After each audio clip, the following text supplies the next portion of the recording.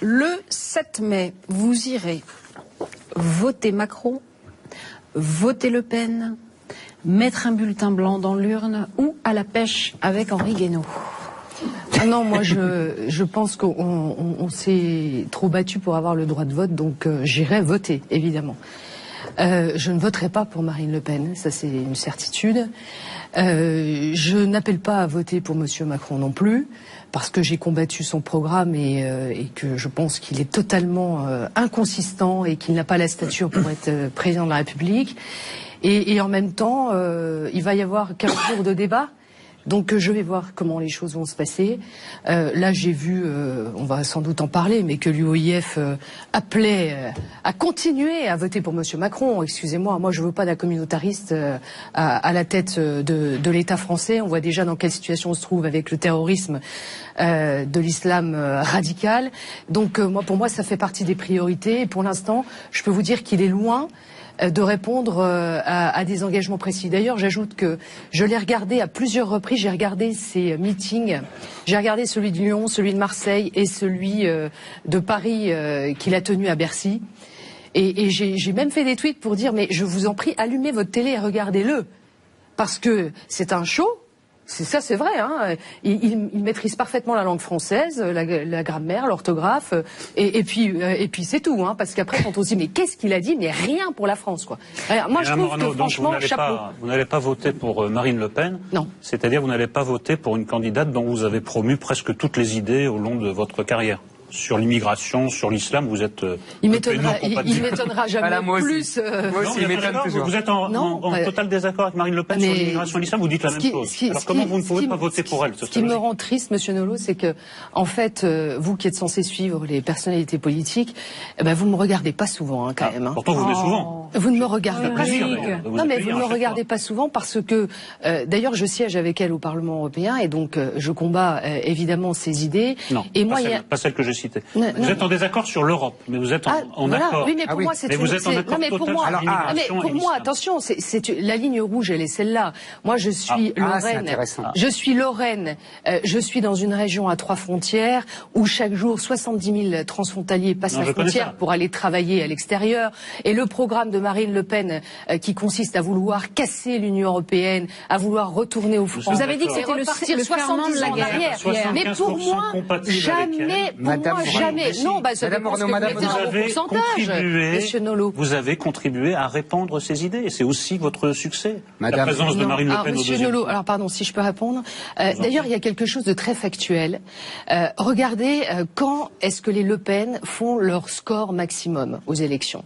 À chaque fois qu'ils atteignent un passage un ticket pour entrer au deuxième tour de l'élection présidentielle, c'est à chaque fois quand la gauche a été au pouvoir. Regardez, il y a 15 ans, en 2002, à la période Jospin, paf, écarté. Savez, si Marine Le Pen est au deuxième tour cette fois-ci, c'est parce que François Fillon n'y est pas aussi. Non, mais c'est aussi parce qu'on a eu 5 ans. Non, pardon, c'est factuel. Vous avez les socialistes au pouvoir pendant 5 ans, Monsieur Jospin et sa naïveté sur la sécurité, et on a eu Jean-Marie Le Pen.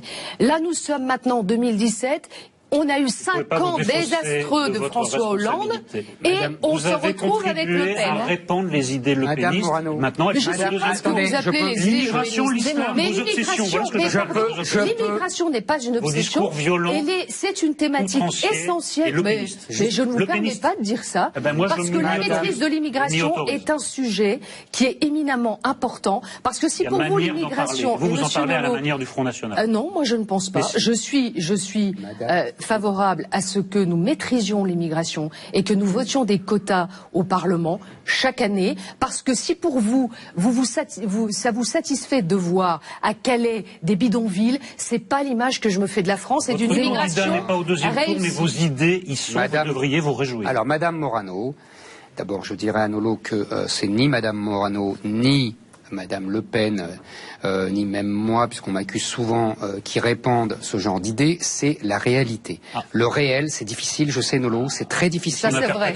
Et le réel n'est pas là sur une table, du réel. Non, le réel, c'est très cruel. C'est très cruel et ça parle tout seul. Deuxièmement, moi, je voudrais reprendre la question, mais de façon différente.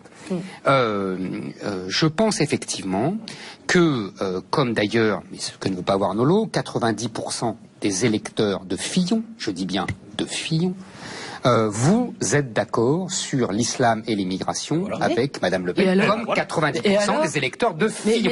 Mais attendez, mais même des gens de gauche, je ne vous dis exactement. Pas cette politique migratoire désastreuse. De la même manière que vous. Contrairement à Nolo, je ne vous en fais pas grief. Je dis. Mais les Français non plus. Absolument, je suis d'accord, c'est ce que je dis à Nolo, le réel. À part les bobos parisiens. On est d'accord. Ah, les bobos parisiens. Attendez, laissez-moi finir. Sauf que vous dites, je suis pas d'accord avec Le Pen sur l'Europe. Je comprends très bien. Et en gros, on pense la même chose, grosso modo, sur l'islam et l'immigration. D'abord, je remarque que je pense, et ça va être la deuxième partie de la conversation, je pense que si Fillon avait eu l'intelligence de reprendre le programme de Marine Le Pen sur l'immigration et l'islam, il serait aujourd'hui au second tour et il serait sans doute président de la République. On y revient. On y reviendra. Deuxièmement, ce que je veux dire, c'est que qu'est-ce qui est le plus important? Est-ce que c'est l'Europe et des éventuelles politiques économiques dont on peut changer, puisque Mitterrand a changé en 83 de politique économique, et voilà, il est passé du blanc au noir. Bon. Ou alors, est-ce que c'est l'avenir du peuple français, l'identité de la France, le changement de peuple, comme dirait Renaud Camus, qui est en train de... Et est-ce qu'il ne faut pas, justement, faire une grande alliance de tous les gens qui veulent arrêter ce changement de peuple? C'est la question que je me pose. Je n'ai pas de réponse. Je n'ai pas de réponse. Je pense que une dernière chose, quand Mitterrand s'est allié à Georges Marchais, il était loin d'être d'accord avec tout, avec les communistes. Je pense que la politique, c'est aussi faire ce genre de choses cyniques. Voilà. Mais allez-y, répondez. Je n'ai pas. Avec Renaud Camus et Marine Le Pen. Oui, il va encore plus loin que moi. Mais parce que vous êtes aussi compatible avec Renaud Camus. Non, mais elle n'est pas compatible. La politique. Si. Mitterrand n'était pas compatible avec Marchais. Arrête avec ça. De faire de la morale. La politique. Madame Morano. Pardon, excusez-moi, mais nous avons perdu cette élection présidentielle. C'est une réalité. Pour la première fois depuis la Ve République, le parti gaulliste, qui est à l'origine de cette Ve République et de l'écriture de la Constitution de 58, n'est pas représenté au second tour de l'élection présidentielle. Et donc, il faut se poser les bonnes questions. Moi, je fais partie de ceux qui pensent que d'abord... Alors, attendez. Si je peux me permettre, regardez, c'est une petite transition parce que vous venez de faire la transition avec la deuxième question d'Éric qu'il avait rédigée dans la nuit. Si la droite n'est pas au second tour, c'est à cause de François Fillon qui s'est entêté, des journalistes qui ont enquêté, de Nicolas Sarkozy qui n'a pas bougé ou d'Alain Juppé qui s'est dérobé. Non, de François Fillon qui s'est entêté, évidemment, mais il s'est entêté sur plusieurs choses. Ce qui m'a beaucoup déçu au cours de cette campagne, c'est d'abord le fait que, après avoir gagné cette primaire, qui pour moi est un dispositif, une catastrophe, moi j'y étais défavorable, ceci étant, on s'est pris cette primaire, qui a morcelé notre électorat au final, parce que vous présentez des candidats pour l'électorat de la droite et du centre, qui de toute façon est totalement pollué par des gens qui ne pensent pas comme nous, mais qui viennent éliminer quand même par leur vote un candidat. Et ensuite, vous avez plusieurs candidats qui ont travaillé à leur propre projet et qui est un projet pour gagner une primaire, mais pas un projet pour la France. Et donc, j'avais appelé de mes vœux François Fillon à modifier son projet, à mettre autour de la table les sensibilités de notre famille politique et à amender, à modifier certaines propositions, notamment, je le lui ai dit, je le lui ai même écrit, s'agissant de la suppression des 35 heures. Ok, il supprime l'impôt sur la fortune, il augmente la TVA de 2 points, il supprime la durée légale du temps de travail, il met à la négociation, et au final, on a eu des Français, parce que vous savez, le vote Front National, c'est pas le même dans le Sud, dans le Sud-Est, dans le Sud-Ouest que dans l'Est de la France. Vous avez des préoccupations qui sont plus liées à l'immigration dans ces secteurs-là. Et par exemple, chez moi, il y a quand même une souffrance sociale. Et les gens qui ont cette souffrance sociale votent aussi vers le Front National. Il y a ce ras-le-bol social. Dans son programme, moi je lui disais, tu ne parles pas aux ouvriers.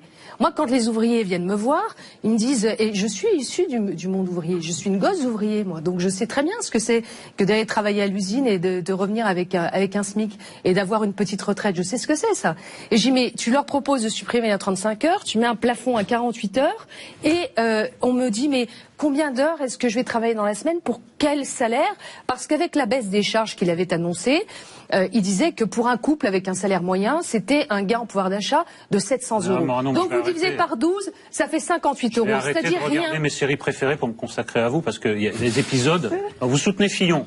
Oui. Vous l'invitez à se retirer, vous lui demandez de se retirer. Vous lui renouvelez votre soutien. Maintenant, vous n'avez pas de mots assez durs. Là, vous vous calmez un peu. Mais enfin, apparemment, les propos qu'on vous prête sont très durs. Enfin, le Canard enchaîné, c'est pas le journal officiel. Hein. Oui, enfin bon. Bon, s'il vous plaît. Parfois, c'est pas faux. Parfois, ouais, c'est pas faux. vous voulez pas il y a une part de vérité, mais il y a toujours un peu de romance. Oui. D'accord. Donc je suis devant vous, je vais vous dire la vérité. Il doit y avoir une part de vérité. Allez. Comment vous voulez que les gens continuent à croire à la politique quand vous nous annoncez tranquillement, droit dans les yeux, qu'en fait, vous ne votez pas, en tout cas, vous ne soutenez pas Fillon selon vos convictions, parce qu'il soutient un programme contraire à vos convictions, mais selon les circonstances du moment. Mais c'est marrant que vous êtes toujours dans la caricature. Je ne vous ai pas dit que j'étais... sortir la langue de bois, c'est un boulot à plein temps. Non, justement, je suis en train de vous dire la vérité, vous me racontez n'importe quoi. Ah bon? Excusez-moi, mais quand je fais cette analyse des points faibles de cette campagne, j'ai dit que j'étais évidemment d'accord sur l'essentiel de son programme. Qu'il y avait des points, moi je lui ai proposé de dire, moi je suis d'accord pour que tu supprimes l'impôt sur la fortune pour favoriser l'investissement et faire revenir tous ceux qui sont partis. Très bien. Moi je souhaite à ce que sur cette histoire de pouvoir d'achat, on donne plus d'éclairage s'agissant de la négociation sur le temps de travail. Je lui dis, il faut que tout le monde fasse un pas. C'est fini. Moi je vous demande ce que vous voulez faire de François Fillon maintenant. Vous me laissez terminer une phrase ou sinon au revoir, ciao. Non, je termine ma phrase. Donc, si on avait proposé de dire on fait chacun un pas, vous savez, Nicolas Sarkozy avait toujours une phrase, la politique, faut toujours marcher sur ses deux jambes, d'accord? Donc, tu fais un pas, on met à la négociation toute entreprise qui choisira d'avoir un temps travaillé au moins à 37 heures, dès la 38e heure, les heures supplémentaires seront défiscalisées. Et d'ailleurs, le programme, parce que maintenant l'enjeu, vous savez, là, on nous propose de monter dans un A380 avec 2 personnes qui savent à peine piloter un ULM. Hein. Alors, je vais vous dire, moi, j'ai les jetons. Hein. Ouais, bah si vous n'êtes pas angoissé, moi ça me rassure pas. Ok, ça me rassure pas. Et aujourd'hui, écoutez-moi, vous avez été battu par un incapable. Non mais oui, moi je vais vous dire. Glorieux pour vous. Non mais écoutez, c'est pas glorieux ni pour moi, ni pour la France, ni pour personne. Et moi je reconnais justement ces insuffisances. Alors merci de reconnaître que je reconnais ces insuffisances.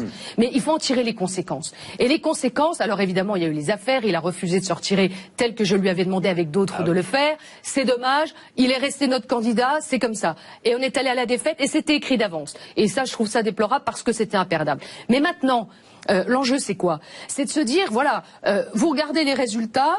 Monsieur Fillon a fait 3 millions de voix en moins que Monsieur Sarkozy en 2012. Monsieur Macron a fait aussi quasi 3 millions de moins que Monsieur Hollande en 2012. Mais Marine Le Pen, elle, fait 1,2 million de voix en plus. Donc, à partir de ce moment-là, moi, je suis désolée, mais les gens que je rencontre qui ont voté pour Marine Le Pen, il y en a pas qui me disent, ah, c'est super, le programme de Marine Le Pen, on va sortir de l'Union européenne, on va remettre des frontières, on va revenir aux francs, c'est génial. Ben, pas du tout. Ils disent, tiens, on en a ras-le-bol de vous. Maintenant, si vous nous écoutez pas, vous allez voir la raclée qu'on va vous mettre. Et puis, ils l'ont fait parce que maintenant, les Français en ont marre. Et moi, je les comprends. Ah bon. Et moi, je les comprends. Mais bien sûr, ceci étant maintenant, Monsieur Macron, qui a 0 expérience, qui est quand même le clone de François Hollande, le clone. Moi, je dis chapeau l'artiste. Et moi, je vais vous dire, attendez, il a été dans son gouvernement, il a été son inspirateur de son programme économique. Et voilà quelqu'un qui, et moi, je dis chapeau l'artiste. Moi, il y a un essayiste belge qui disait qu'il faudrait donner à Monsieur Hollande le prix Nobel de la manipulation politique. Moi, je trouve que c'est une excellente idée. Parce que je dis chapeau l'artiste. Hein. Voilà quelqu'un qui a été tellement désastreux, qui a même pas pu se présenter une nouvelle fois à l'élection présidentielle, mais qui se dit il faut quand même qu'on reste aux manettes. Hein. On a un beau jeune homme qui raconte rien du tout, qui a un programme désastreux. Moi, je veux que Monsieur Macron... Sinon, je vous assure, je voterai blanc si jamais Monsieur Macron ne dit pas... C'est Fillon qui vous a envoyé par le fond. Il y est plus. Maintenant, ce qui m'intéresse, c'est les législatives. Vous avez un doute. Mais l'UOIF, qui... Attendez, pour vous, c'est... Ah non, ne parlons pas de l'UOIF. Il n'y a pas de... Madame Morano, les frères musulmans, pour vous, soutenus par les frères musulmans, jamais. Il a démenti. Est-ce que je peux intervenir? C'est Ali Juppé à nouveau, c'est ça? Vous oui, allez refaire Ah non, c'est pire. Non, vraiment, franchement. Ah non, c'est pire. Je peux intervenir dans votre duo d'amour, là? Ah non, mais c'est pire. Non, mais ça, ça sera du moranisme, hein, si ça vous dérange pas. Madame Morano. J'aimerais bien le voir un jour. Eh ben, écoutez, tant pis, c'est ça. Madame Morano. Non, moi, je suis moi, et moi, j'ai mes idées, et point. Monsieur Zemmour. Alors, Zemmour. Merci. D'abord, je dois vous dire que je pense que vous avez tout à fait raison quand vous dites que François Fillon a perdu avant même les affaires. Oui, bien sûr. D'ailleurs, les sondeurs, puisqu'on avait un sondeur tout à l'heure, nous disaient jadis que, naguère, qu'il a perdu 5 points uniquement sur les affaires de sécurité sociale. Bien sûr. Donc on est d'accord là-dessus. Oui. Donc la campagne n'était pas si imperdable que ça. Moi, je me demande même si elle n'était pas ingagnable. Oui. C'est une parenthèse entre nous, mais vous comprenez. Deuxièmement, j'aimerais comprendre la suite. C'est-à-dire que maintenant, les Républicains vont avoir le choix. Soit ils rejoignent une coalition à l'allemande, avec éventuellement même un Premier ministre de droite. Attendez, j'ai pas dit vous allez faire ça, j'ai dit les Républicains. Oui. Je sais que vous ne faites pas ça, mais on voit déjà Bruno Le Maire courir à la gamelle. On voit déjà qu'NKM a enlevé ses escarpins pour courir plus vite. Donc, si vous voulez, bah oui, parce qu'elle a des talons hauts, j'ai remarqué. Donc là, il y a manifestement une course. À la gamelle. Barouin rêve d'être Premier ministre après avoir été celui de Sarkozy, de Fillon. Il sera maintenant. C'est pas du tout la même démarche. Attention, lui il souhaite gagner les élections législatives avec un gouvernement de droite. Vous voulez dire dans le cadre d'une cohabitation. Et dans le cadre d'une cohabitation. C'est vrai. Les autres vont à la gamelle. On en reparlera. Mais reconnaissez que ça finit par se ressembler, puisque Valls, lui aussi. Non, vous avez raison. Comment dire, dans les principes. Mais quand on voit que Valls, lui aussi, veut rester au PS et finir dans une majorité macronienne, reconnaissez que ça va finir par se mêler. France, Eric, allez-y à votre question. Donc, non, mais ce que je veux dire à Madame Morano, c'est que dans ce cas-là, elle n'a plus rien à faire avec les gens comme le maire et comme NKM. Ça, c'est déjà longtemps qu'on le savait. Oui. Sauf que, est-ce qu'on pourrait... C'est difficile. On est d'accord. Est-ce que la droite pourrait faire comme la gauche, c'est-à-dire au moins acter les différences et faire des structures politiques différentes avec des lignes politiques. Est-ce que c'est envisageable ou est-ce que vous allez continuer d'être comme ça, noyé dans la masse des notables, Raffarinno le-mériste, alors que, ben oui, elle comprend très bien ce que je veux dire. Dans la même phrase. Eh ben non, mais alors, justement c'est parce qu'elle est distincte de ces gens-là, mais elle accepte pour l'instant d'être noyée. Et une dernière chose, quand vous dites salut l'artiste, Macron, vous avez tout à fait raison. Mais j'aimerais bien lui dire salut l'artiste. Vous avez raison, mais il a réussi ce que Sarkozy avait fait. Il a réussi ce que Sarkozy avait fait avec Chirac en 2007, c'est-à-dire faire croire au changement, alors que lui aussi il venait du même parti et de la même majorité. Nadine Morano, une réponse courte. Une réponse courte, c'est que, donc, je vous disais, moi, je monte pas dans un A380 en me disant que j'ai des amateurs qui vont prendre les commandes et que maintenant, l'enjeu, c'est de gagner les élections législatives pour prendre nous-mêmes les commandes et de les mettre assis sur les sièges arrière. Ouais. La question de Zemmour, c'est est-ce que vous allez rejoindre des gens qui vous ressemblent? Donc, non, mais non. Vous savez, est-ce que vous allez vous séparer des gens qui ne vous ressemblent pas? Je crois que c'est surtout eux qui vont se séparer de nous, parce qu'à un moment, il va falloir qu'ils fassent un choix. Et si Bruno Le Maire, qui a déjà passé une première marche, décide d'aller avec Monsieur Macron, il faudra qu'il le décide et qu'on en tire les conséquences. On est d'accord. Ah mais moi je suis tout à fait d'accord. Oui. Ah mais moi évidemment, il est plus dans la partie. Nous sommes une famille politique. Notre objectif c'est de garder l'unité. On sait très bien que ce n'est pas nos idées qui ont perdu, mais notre candidat. Donc nous en avons tiré les conséquences. Vous disiez le contraire tout à l'heure. C'est sur les idées que vous avez perdu aussi. Non, il a perdu 5 points, rien que. Je dis, c'est son programme. Voilà. C'est pas la plateforme. Non, pardon. Nous avons eu une plateforme de programme qui avait été adoptée par notre Conseil national et Monsieur Fillon d'ailleurs n'a pas voulu le voter. Il a voulu rester à son propre programme personnel sur lequel notre parti politique n'était pas entièrement d'accord ni entièrement soudé. Premier point. Donc aujourd'hui, revenez à notre histoire de Le Maire et compagnie donc, là. Moi, pour avoir participé au bureau politique cette semaine, donc l'enjeu pour nous, c'est de garder l'unité de notre famille politique, de présenter très vite là un programme pour les élections législatives qui ne sera pas le programme de François Fillon, évidemment, et qui s'adressera et pas celui de Macron, et qui s'adressera aux classes populaires avec les heures supplémentaires défiscalisées, la baisse des impôts, la suppression de l'ISF aussi parce qu'on veut faire revenir évidemment les investisseurs, une politique très forte sur l'autorité de l'État et la sécurité et la lutte contre l'islam radical que n'a pas Monsieur Macron, et en même temps ceux qui préfèrent aller à la gamelle, comme vous le dites si bien, et qui préfèrent laisser leur parti politique, parce que j'entends toujours Bruno, nous dire le renouveau, faut changer de visage. Mais enfin, excuse-moi, mais il était là depuis directeur de cabinet de Monsieur Villepin. Moi, j'ai toujours vu Bruno. Hein. Ça suffit. J'en ai marre d'entendre parler. Rejoint Macron. Non, j'en ai marre d'entendre parler de ces visages, de ces trucs. Dernière question en passant. Vous savez, un parti politique, un engagement politique, il faut des gens qui ont de l'expérience, d'autres moins d'expérience. Puis alors toujours dire, faut changer de tête. Changer de tête pour avoir des gens qui n'ont pas d'expérience. Alors non, là, on arrive. Vous parlez d'une famille. Qui va être le pater familias? Nadine Morano.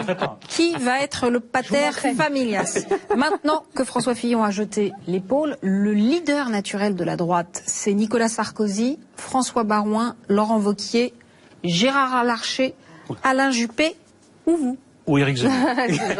Moi, j'ajoute Zemmour à la liste. Ouais, Zemmour est le bienvenu. Je vais vous dire, d'abord, pour prendre les personnalités, Nicolas Sarkozy reste évidemment l'autorité morale. Alors, vous le voyez pas beaucoup, mais alors, qu'est-ce qu'il est présent, je vous le dis. Hein.